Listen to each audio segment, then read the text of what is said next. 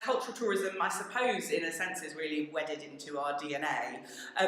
Cultural tourism is important for the place that we are based and that we've called our home for 2 decades, Greenwich. Greenwich is a borough in London, like many other boroughs in London, and indeed like many other cosmopolitan cities around the world, has, I think, always been home to communities with their roots from all around the world, and that's definitely part of the contemporary demographic of Greenwich. Greenwich has, for many communities, been the first place that they've encountered London. For many centuries, it's been a gateway to London for migrant communities coming and arriving here. And we want Greenwich to continue to reflect that history, I suppose, and that narrative. And we see our festival as being part of the way in which Greenwich connects with the world, but also brings the world to Greenwich. So it feels like, in order to keep that conversation really vibrant and vital and alive, we want cultural tourism to be a part of what animates our place that we called home too.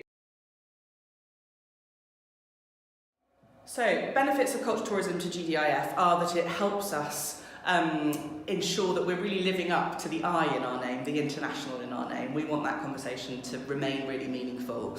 A third of residents in our local borough, and therefore I guess a third of our local audience, are actually people who were born outside the UK.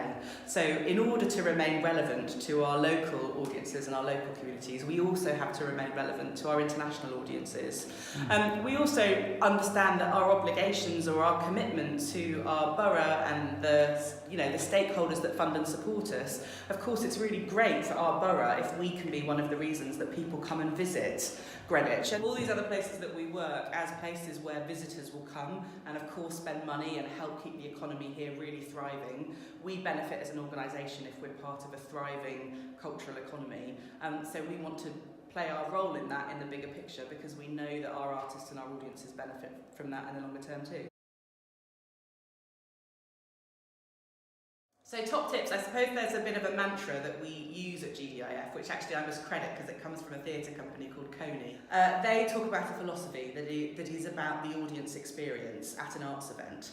And they talk about how actually the show begins from the minute an audience member, or I guess in cultural tourism terms a visitor, hears about the show, and it ends the minute that person stops thinking about it.